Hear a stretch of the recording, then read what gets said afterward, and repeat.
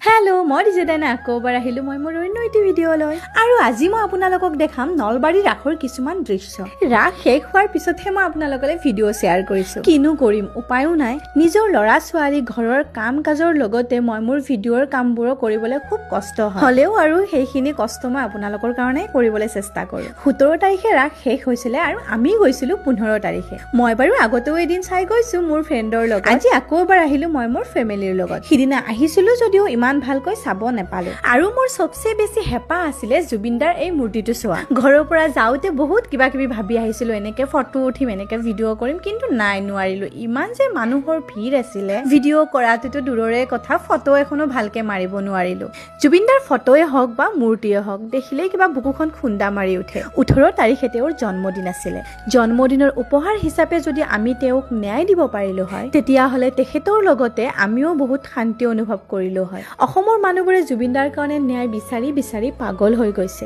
কোনোবাই আকৌ জেললৈও গৈছে তেখেতৰ সেই গানবোৰ শুনিলে চকু পানী ৰখাব নোৱাৰো তেওঁ অসমখনৰ গৌৰৱ আছিল তেওঁ আমাৰ সাহস আছিল পাম জানো আমি তেখেতৰ নিচিনা আন এজন ব্যক্তি আহিব জানো কোনোবাই আমাক বিনা স্বাৰ্থত সহায় কৰিবলৈ জয় জুবিনদা জয় আই অসম ও ৰব ভিডিওটো শেষ হোৱা নাই ঘুগনি বোলা বস্তুটো মোৰ বহুত প্ৰিয় সেই কাৰণে দেখিয়ে লোভ লাগি গল আৰু এই সময়খিনিতে মোৰ ভিডিও চোৱা ফ্ৰেণ্ড এগৰাকীয়ে হেনো মোক মাত লগাইছিলে কিন্তু দুখ লগা কথা এয়ে যে মই শুনা নাছিল আৰু তাই মোক কমেন্টত কলে যে মোৰ হেনো এটিটিউড আছে মই তেখেতক মাত নিদিলো কসম কৈছো মই শুনা নাই শুনিলে বাৰু মই আপোনাক মাত নিদিয়াকে আহুনে একেবাৰে বেয়া নাপাব কেতিয়াবা লগ পাম আকৌ তেতিয়া কিন্তু অকনমান ডাঙৰকৈ মাতিব তেতিয়াহে মই শুনি ৰাস বুলি ক'লে মই চাবলৈ আৰু খাবলৈহে যাওঁ উঠিবলৈ নহয় কিন্তু কাৰণ চকুৰে চালেই মোৰ ঘূৰাই উঠিলে কিজানি ডেটে হৈ যাম স্পাইৰেল পতাটো মই বহুত বেছিয়ে ভাল পাওঁ সেইটো কাৰণে খগুন ৰখা দি ৰখি আছো অকল ময়ে ৰৈ থকা নাই কিন্তু মোৰ লগত ভাইটি আৰু বেটাও আছে ইমানেই বেছি লোভ লাগিল যে মই ৰৈ থাকিবলৈ ধৈৰ্যই নহল আৰু ভাইটিৰ ভাগৰে খাই দিলো মোৰ লগত মোৰ ভন্টিও গৈছিলে তাই কৰবাত এই ভিৰৰ মাজত হেৰাব বুলি মই ডিঙি মেলি চাই আছো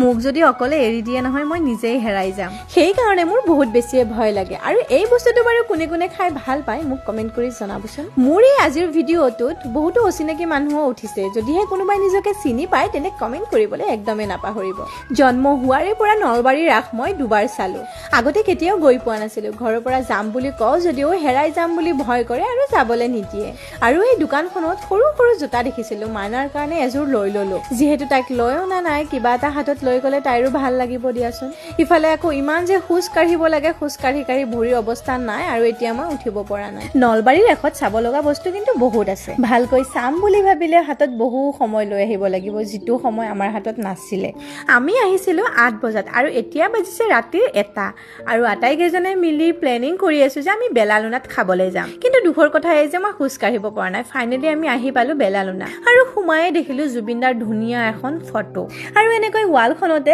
আৰ্ট কৰি ৰখা হৈছে আচলতে আমাৰ অসমখনৰ চুকে কোণে জুবিনদাৰ ফটো লগাই থোৱা হৈছে এয়াই হৈছে তেওঁৰ প্ৰতি থকা ভাল পোৱা তেওঁৰ প্ৰতি থকা মৰম আৰু আপোনাক আমি সদায় এনেকৈ জীয়াই ৰাখিম বেলালুনাত মই দুবাৰ আহিলো এবাৰ আহিছিলো মোৰ ফ্ৰেণ্ড জিন্তিৰ লগত আৰু এইবাৰ আহিছো ফেমিলিৰ লগত সিদিনা আহি মই খুব বেছি ভাল পাইছিলো সেইটো কাৰণে আজি ইহঁতক লৈ আহিলো ইয়াৰে বিৰিয়ানী কিন্তু মজা আছিলে মই ইমান বেছি ভাল পাইছো আজিলৈকে কতো এনেকুৱা টেষ্ট পোৱা নাই কোনোবাই যদি যোৱা নাই এতিয়ালৈকে তেনেহলে এবাৰ যাই চাব আৰু এতিয়া সময় কিমান হৈছে গম পাইছেনে বাৰু 3 বাজি পাৰ হৈ গৈছে প্ৰায় পোহৰে খবৰ হৈছে কিন্তু আমি আকৌ গমেই পোৱা নাই আৰু ইমান বেছি মানুহ আছিলে তাত ইমান ৰাতিলৈকে আচৰিত আৰু ইমান ৰাতিলৈকে ইমান বেছি মানুহ হোৱাৰ কাৰণ হৈছে ইয়াতে চিনেমা হল আছে জুবিনদাৰ ৰৈ ৰৈ বিনালে চিনেমাখন চলি আছিলে ঘৰ আহি পোৱালৈকে প্ৰায় 3:30 বাজি গ'ল ঘৰ আহি পোৱালৈকে প্ৰায় পোহৰে হৈছে আৰু মই আহিছিলো ডাইৰেক্ট আম্মাহঁতৰ ঘৰত কাৰণ ভাইটি ভন্টি সকলোৱে গৈছিল